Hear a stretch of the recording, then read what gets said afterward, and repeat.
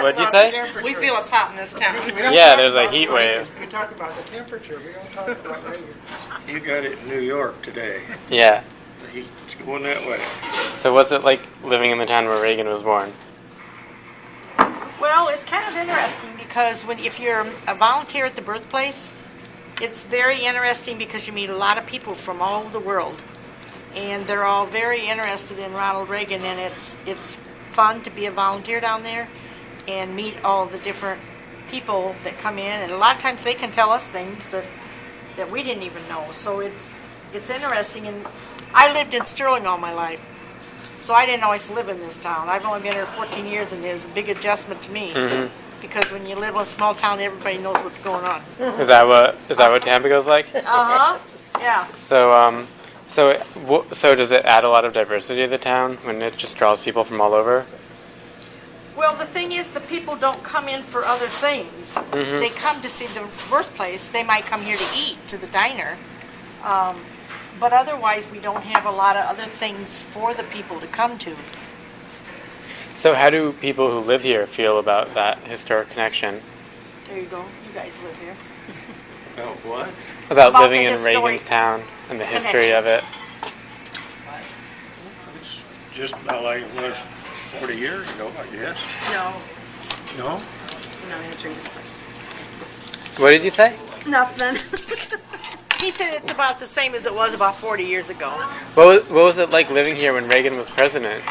Were there news people all over, or? You're asking the wrong person there. Well, I'm a Democrat. So is it hard for you to live in Reagan's hometown? No, it's not, because this is my community, and I support it. I even work down there in the Birthplace and other places, But what about the politics of the town? Do people really support Reagan a lot, or is it just apolitical? Oh, yeah. I don't think a lot of people in town support him, no. No? They don't now. They don't now. I mean, there was a lot of interest when he was running for president. Mm-hmm. He was here campaigning, whatever. But right now, and we can only talk about now because we've only been here 14 years. Well, The people in Tampico, most of them have not even been to the Birthplace. Yeah?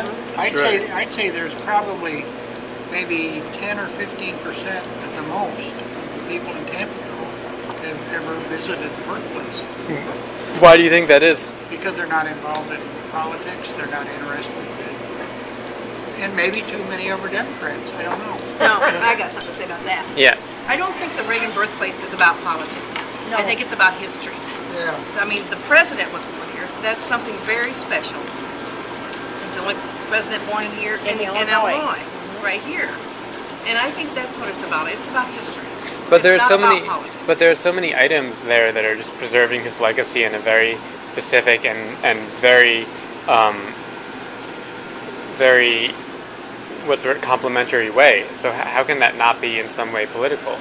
Well, it is in some way. Mm-hmm. And a lot of people come in and think it's political, but, you know. Because his legacy is political, and it's recent, and it is controversial. So how do you detach politics from history in that way? I just do. I agree with Mary Lou, though. Now, we have a neighbor that we've lived neighbors to for 14 years, and one day we were talking about us volunteering, and we said, we have to go down there or something. You guys want to go down? And they came down, they said, oh, I didn't know you had all this stuff down here. This is really interesting. I said, well, yeah, if you look around your town once in a while, you'd know what's going on. But it's the people out of town that are more interested than the people in town. Mm-hmm. Like we have the Reagan Park down here that I'm trying to get the Reagan statue going. Oh, And yeah, you're raising funds for that? Yes. And we're up to 26,000, but we need 50,000. Well, the man put the cannon there thinking people would really want to ask questions and they'd be more interested. But, it's not drawing that much attention. And I've asked the Reagan family, and none of the Reagan family is interested in helping us. So, and I've asked the Reagan Legacy Foundation, and they won't help us. So it's kind of depressing, but we're trying to get that statue done down there in the park. That would be a great addition. I think so. We put that historical marker down there in the park last fall. Did you see that? No, I haven't really been in the park. I was going to check it out on my way out. You need to go over there because we put that historical marker down there last fall. The Illinois Historical Societies put it down there, And then they put the sign up showing that we have the historical. The cannon that's there. Yeah. Well, and the cannon They that. didn't tell him about that. Yeah, but did you learn that when you went to the birthplace? That the cannon, he used to play on the cannon in the Right. park when he was. Right. Yeah, and then they had to melt it down during the war. Oh. So that's why they had to make a new cannon out of the bronze. It's not going to be the color it is now. They've got Ronald Reagan as a boy about 9 years old because he used to play King of the Mountain when he was up down there. So here's another question. What was it like living in Tampico when he passed away about 5 years ago? I can tell you about that because I was very good friends to the people that were the volunteers there. We were riding our bikes downtown, and here's all these WGN trucks and everybody else taking pictures taking pictures of the park and all. Are you taking pictures of me? I'm recording it. Oh, okay. And anyway, I stopped and I said, "What's going on? Why are all you guys here?" And they said, "Well, President Reagan died and we want to interview people." So they were in town interviewing people, and the whole week after he died, they had so much equipment in the birthplace that you had to walk around cords and big lights and everything. And Amy and Lloyd were so busy with people visiting that they didn't even have time to eat lunch. I had to take them down lunch a couple times because they didn't have time to eat. And there were all kinds of people outside, inside, everywhere and you had all kinds of radio stations, TVs, everything was here. It was very, very interesting, and it was kind of exciting to see so many people here because usually we don't have that many people in town. Yeah. How big is Tampico? 800. 800? It's fun when we have a car club come to visit the birthplace because then we have all these old cars parked up and down the street, and it's so neat to see all these people and all these cars, and it makes it look like back in the olden days, so it's kind of exciting. They did fly his body over Tampico. Plane came right over. And I was here that day, too. I took off work. I was off work, and I was down here talking to Amy and Lloyd. And the guy from WGN came in, and he said at 3:07, they are going to be flying his body over. They timed it out. Yeah, Wow. yeah. And they had made arrangements ahead of time that when he died, he was to fly over Tampico, going to California, and tip the wing of the plane to say goodbye to Tampico. So anyway, he told us, and I'm on the phone calling my husband, and I went over to the bank and told everybody, you got to go outside at 3:07. And so when they came, the WGN had their camera up there. They flew over, and as they flew over, they got outside of town, and they tipped the wing. And that was kind of exciting. And then Time magazine had a picture of Nancy Reagan and Ronnie Reagan Jr. Looking out the window. They had that in the birthplace. Yes, Yeah. So they were saying, look at all the corn below, and we were saying, oh my gosh, there goes Ronald Reagan's body. Isn't that exciting? I mean, that was exciting for me because I was an old lady, and it was history for me, and I never liked history. Well, that was the first time that Ronald Reagan's body ever flew over to Talk about history. Aren't you glad you came in to talk to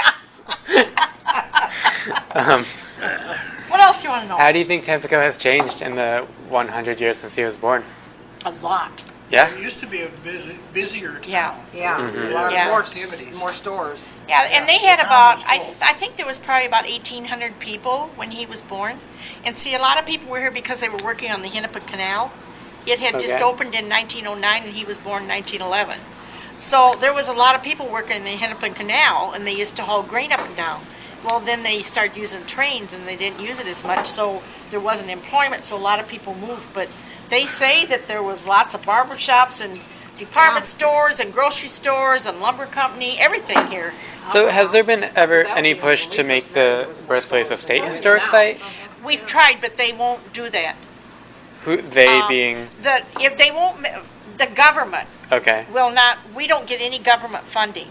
It's all by donation because they won't. There is go across the street and make sure you go look at that rock in front of the bank. Mm-hmm. That's the only thing we could get from the government about this being Ronald Reagan's birthplace. Here, have a rock. So make sure you go look at the rock and see what that says, and you go to the park and see the historical marker. Okay. Okay? I'm going to throw something at you. Because it's very interesting. But that's about all we can get from the government. Mm. It's too bad Amy's not here, because Amy would love to tell you all her stories. Amy and Lloyd McElhiney were the volunteers for 10 years. When he died, they were the volunteers then, and they were here 7 days a week. Maybe